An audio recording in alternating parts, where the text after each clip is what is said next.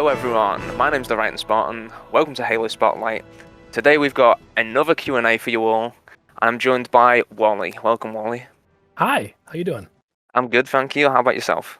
Doing great. Happy to be here. That's great. I'm happy that you could join me today. So we're going to be talking about a project that you're working on. The name's a little bit self-explanatory. The project's called the Warthog Build.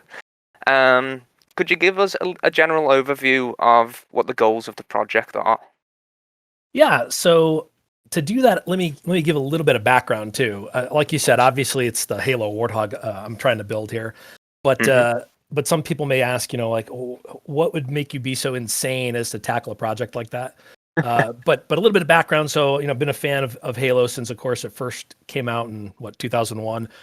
2000 whatever 7 or 8 rolled around whenever Halo 3 came out, and my next door neighbor kid would come over every day after school and demand that we play Halo 3. So we did that, and in the process, right around that time, of course, the Weta Studios little Halo short movies came out. Those two short, I remember. short videos, that showcased the Warthog, and it was the ODST as they're tracking the Master Chief coming out of orbit.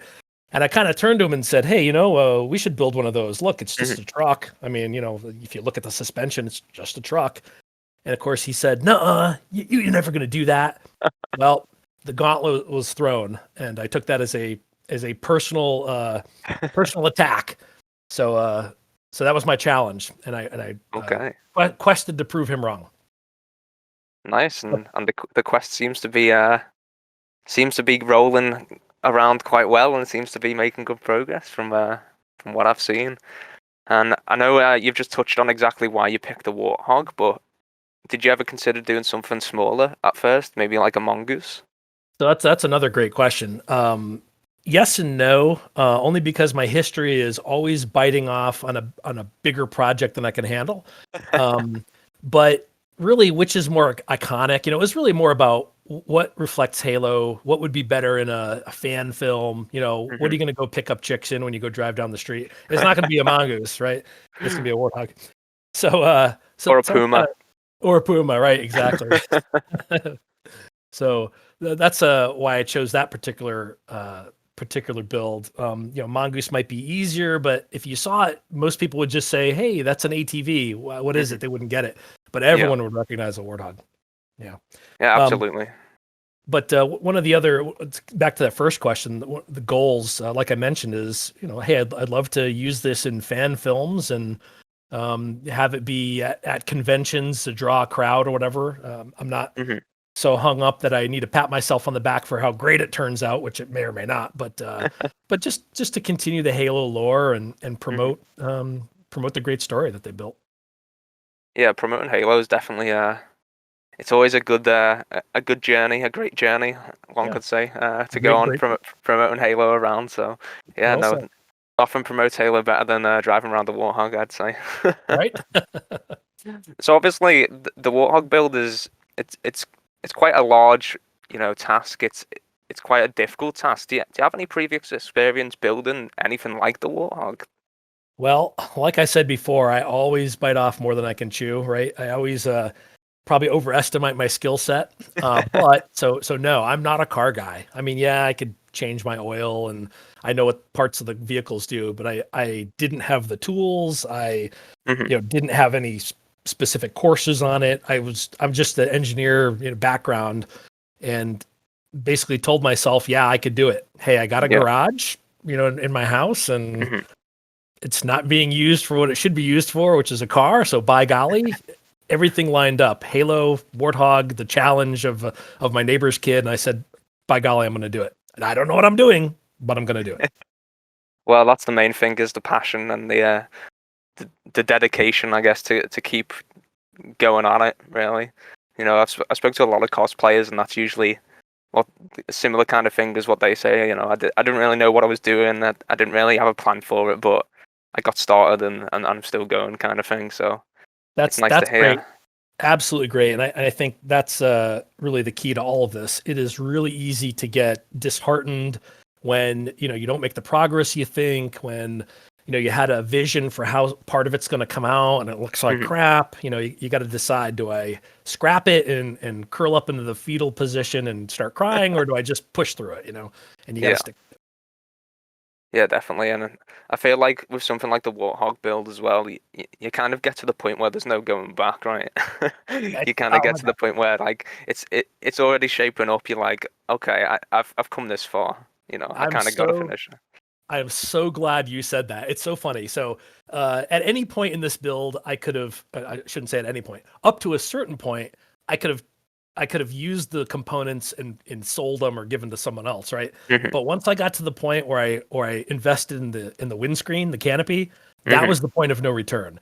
That was a hugely expensive endeavor to Hmm. get some professionals to build that. And once I did that, there's no turning back now. There's no turning back. Well, No turning back. at least you know it's gonna pay off in the end when you have a sick Warthog to Well, drive I, around I the hope so. I neighborhood. sure hope so. We'll see. So obviously Warthogs and a lot of the stuff in the Halo universe are quite big. Even for Master Chief, he has to climb into a Warthog in the games, right? Um, how have you been able to bring the scale of Halo into real life? So, Or how easy has it been even?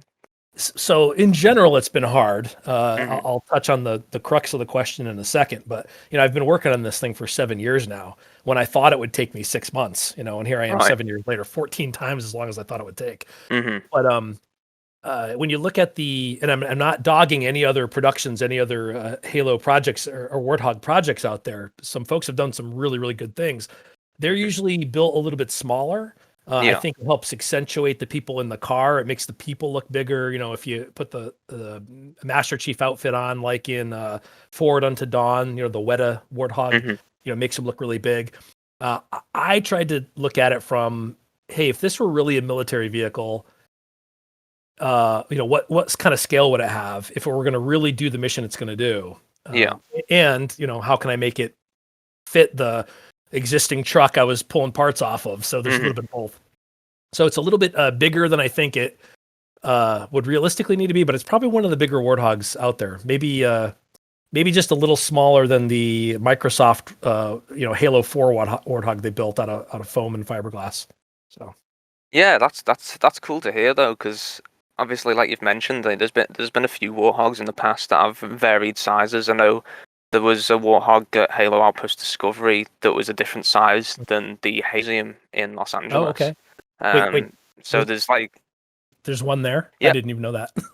there's one there in 2000. But yeah, there is definitely there's a fair few of them, and more often than not, the kind of official ones, they don't really tend to stick to the scales too accurately. I think that like you're kind of going with what kind of because I feel like it's good to have them all be a bit Yeah, different. yeah. Other iconic parts of it is pretty cool too. Absolutely. I will say that choosing the size and scale, as you can Hmm. imagine, you have to do early on in the project right Yeah, away, of course. because once you start, you're stuck with that size. And I would say if I were to do it again, I would probably make it a touch smaller Hmm. to match some of the other components I had, so I don't have to, basically have really, really wide wheelbase, and it's barely, it'll be barely legal for or driving on a road. So Hmm. I'd probably do it a little bit differently. I mean, you just gotta wait like 500 years, right, and then it'll be road legal. That's right. Well, until we're all electric cars and solar power, and they won't let me have a gasoline engine. But until Oh then, yeah, very true. I know you touched earlier on the time frame a little bit. You said it's taken about like 14 times longer than what it should have. But in terms of kind of, I'm assuming you've kind of reevaluated the time frame for where you currently are. So would you say you're on track with how things are going right now? uh, timeline wise, no. Like I said, I'm behind schedule, over cost. Not that I track the cost, but I'm certainly behind where I wanted to be. Hmm. The thing is, it's a weekend project. I obviously have a full time job, and who's got time to dedicate to a project like this? Hmm. So it, it it makes sense that I'm as far behind as I am, and looking back, it was kind of obvious this was going to happen. But I mean, I'm on track to maybe finish in about a year. I mean, the progress has been regular and steady. Hmm. When COVID started, I used the time stuck at the house to to really maximize making the accomplishments I did. But Yeah. it's not a linear progress. That's the problem. Yeah, no, I can definitely see it's one of those things that you can only work on it when you can, right? It's free time is hard to come by, especially with a full-time job. Yeah. So I definitely, there's a lot of I got a lot of respect for you for taking on such a scarily large project with only the weekends to work on it, because I feel like a project like that, even a lot of people who build stuff for a living would kind of be a bit wary to do something so ambitious. So And they would props be to you. wise. They would be wise to beware. You are too kind. I think this is a exercise in either obsession or insanity, but it is an obsession of love. So here we are. I feel like obsession and insanity just become like a hand-in-hand thing with being a Halo fan. Exactly right. Exactly right. Sweet. Well, fingers crossed that things continue at a decent pace, and your goal is, like you just mentioned, in a year's time. So fingers crossed that in a year's time we can see this awesome Warthog making its rounds. I've set goals in the past of, hey, I want it to be done when Halo 5 comes out. Whoops, I missed that. I want it to be done when Halo Wars 2 comes out. Whoops, I missed that. So I am trying to stick to my guns, and by golly, maybe it won't be fully complete, but at least, presentation worthy when Halo Infinite comes out. So I was very happy when they delayed the game. Yeah, I think I was, but for different reasons, because I'm trying to hit max rank on Halo 5. But I think a lot of people had a sigh of relief when Halo Infinite got delayed, which can't really be said for many fan bases, I don't think. Right. We just want it to be good. That's all. Yeah, exactly.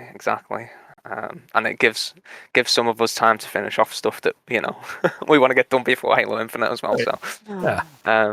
cool. Well, I know you've mentioned you're pouring in a lot of free time into this. So this next question may seem a little bit silly, but it's on the list, so I'm going to ask it anyway. The question is: are there any other projects that you're currently involved in or plan to do in the future? So another great question. I love designing and building stuff. I love tinkering and learning a new craftsmanship skill or art skill or whatever. Um, to answer the first part, other projects currently involved in nothing really major, other than the Warthog, of course. But I've had some side projects of, designing a little cockpit for my flight control system for my laptop to play the Star Wars Rogue Squadron or whatever game, or Star Wars Squadrons, which is kind of cool. But little things like that. But no other significant projects concurrently, just because the Warthog takes up so much time. Yeah, no, definitely. It's still cool though that you've still got these little projects going on, because I can imagine it gets quite it can get quite stressful just working on one thing all the time. That is very true. I find that one of the best ways to solve the equivalent of writer's block on the Warthog. Builder's block, exactly. Just step away from it, go do something else, watch Netflix, go play a bunch of Halo levels, something. Come back to it fresh, and all of a sudden you realize the solution is right there in front of you, which is kind of a good feeling. So yeah, sometimes you just get to give your brain a bit of time to just relax and refresh. I know I get that a lot when I'm doing stuff with Halo Spotlight. I shouldn't say that, but it does happen. I do all the articles on Halo Spotlight, so sometimes I get writer's block quite literally. So sure. So yeah, I can definitely relate to that. I think once a project reaches a threshold where it's more stress than fun, you got to take a step away, reinvigorate your joy of the project, and come back to it. But, yeah, exactly. That's some good advice, basically, to everyone who's doing anything that is a passion project. Just don't let your life be consumed by it. Just take some time to yourself sometimes. Absolutely. So, in regards to building anything in general, really, I know you've said that the Warthog builds took a lot longer than it should have, and cost-wise, it's a little bit more than what it should have been, or maybe a lot more than what it should have been. But have you got any advice to anyone who's listening or reading the written version that are hesitant to start a project like this? Oh, what a wonderful question! I'm glad you asked that question. I'm just kidding. Yes. So here's the one spot where I'll use a little bit of potty language and say, for those of you out there who are cosplayers and maybe want to start some armor, but you keep telling yourself, I don't have the money, I don't have the space, my girlfriend won't let me. It's time for you to get off your fucking ass and just go build it. Just go start it. If you don't have the right materials, start with cardboard, start with paper. There's all sorts of resources out there. So yeah, if you are thinking of a project, don't waste your time going online telling everybody, hey, I want to start this project, and you get all the clicks and likes and then you feel happy and you never start it, right? There's way too many people like this.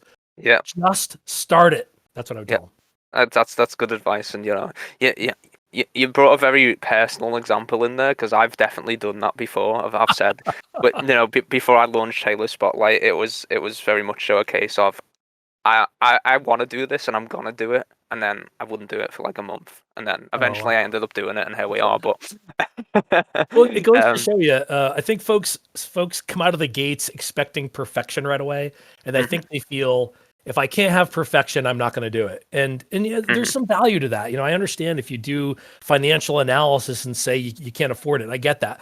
But remember, you don't just, in my case, I didn't drop however much money it was, $100,000, $50,000, whatever, at once to build a Warthog. It's $100 here, $50 there. Oh, I got to buy this part on Amazon. I mean, it's a slow process. To the same respect, I'd say folks doing cosplay, or whatever. Hey, if you're going to build armor, maybe you can't finish the whole thing, but buy the foam. If you don't know how to use the foam, buy the glue gun and just play with it and make some little parts and, learn the skill. If not build the actual project, and then you could decide from there whether you're suited for it. Just don't give up. Yeah, and I think you brought up a good point about the the clicks and the likes as well. I think a lot of the time whenever you're looking at taking on a project, you really need to look at, are you doing this project for yourself? Are you doing this project because you want to enjoy the process, because you want to build some armor, or are you just trying to build some armor so that you can be involved with other people who do it? What's the purpose of it? Is the end goal to be a famous cosplayer? Because if that's the goal, then chances are you're not going to enjoy making it. But if the process and the goal is to make the armor for yourself and just enjoy wearing the armor for yourself, then the process is going to be a hell of a lot easier. So yeah, you've hit the nail right on the head there, I think, with that. Everyone has their own motivations. I understand that. But in this world of tweets and likes and clicks and things like that, you really have to ask yourself, are you doing it for the right reasons? It's easy to get the quick thrill of the likes on Facebook, if you will. I'm not a super active user, but I see it with the Warthog build when all of a sudden a bunch of people follow it and a bunch of people like a picture I post. It is quite intoxicating to get that, but you have to remember, while you're excited that they enjoy your product, you're not really making it for them. You got to make it for yourself and just share the joy with other people. Yeah. So basically, in summary, just do what you want to do, but make sure you're doing it for yourself. That's right. Yep, that's right. Not to be selfish, of course. Not to be selfish. Yeah. But although I don't think being selfish in your own life's too bad. I think it's looked down upon sometimes, but sometimes you got to do things for yourself in your own life. It's not a completely bad thing. Absolutely, everything in moderation, and the key is you have to take care of yourself before you start feeding the egos of other people. So exactly, yeah. Yep. Couldn't have put it better myself. So I've got one more question before the last one that isn't on the list. So I'm just gonna surprise you with this one. Oh, great.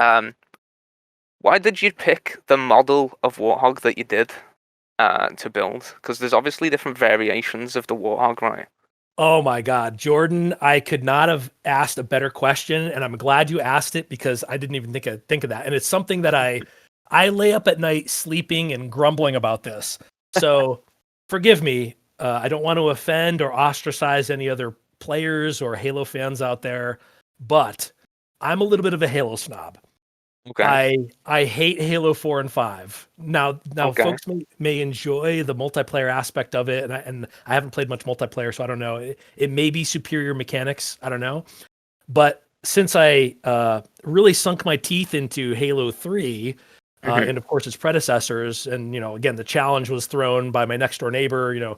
The Halo 3 Warthog was, to me, the foundation of what a Warthog should be. Yeah. So Halo Reach came out, and hey, look, it's a more detailed version of the Halo 3 Warthog, and I know how the sequence works with the stories, but when Halo 2 remastered came out, when Halo 4 came out, it's a different Warthog.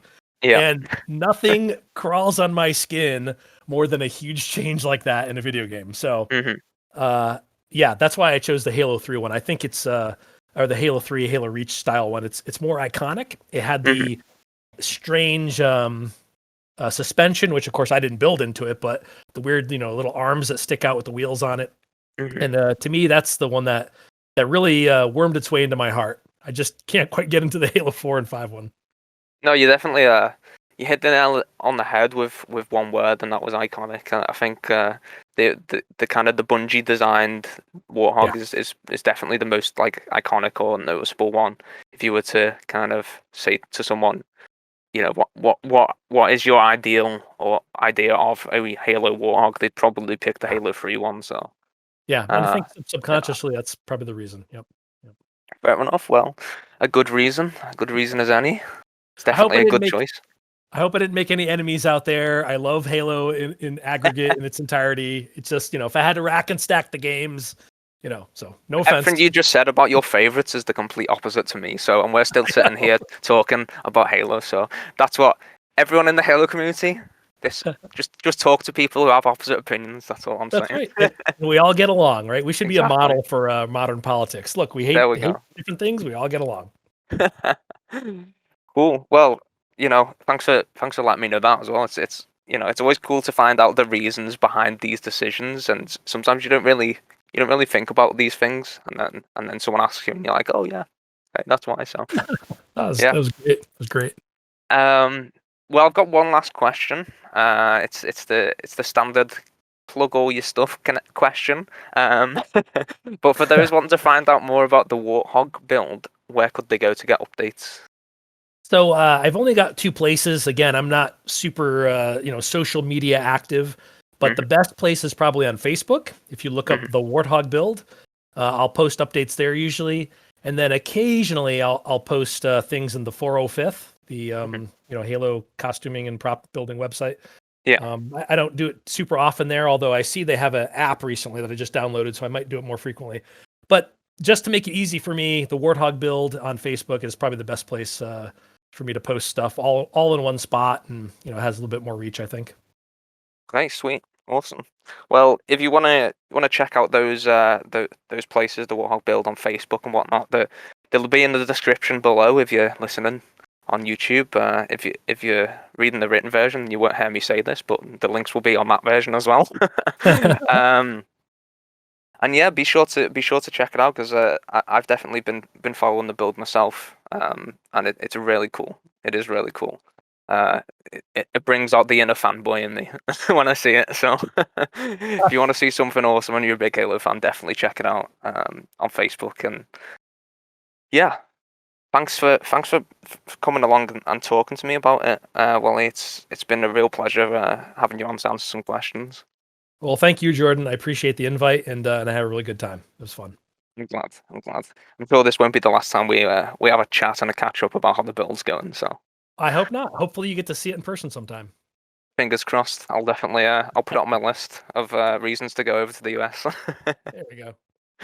Right, yo. So I'm gonna end it there, everyone. If you've got this far, thanks for listening to this Q&A. If you want to find the written version, you can find it on halospotlight.com. If you want to find updates regarding halospotlight.com, you can check out our Twitter account, which is halos_spotlight. So that's HALOS_spotlight. If you want to see more from me, you can check me out on Twitter as well, which is writing_Spartan. And yeah, that's everything. So thanks for everyone who's come to listen today, and I will see you all in the next Q&A. Farewell.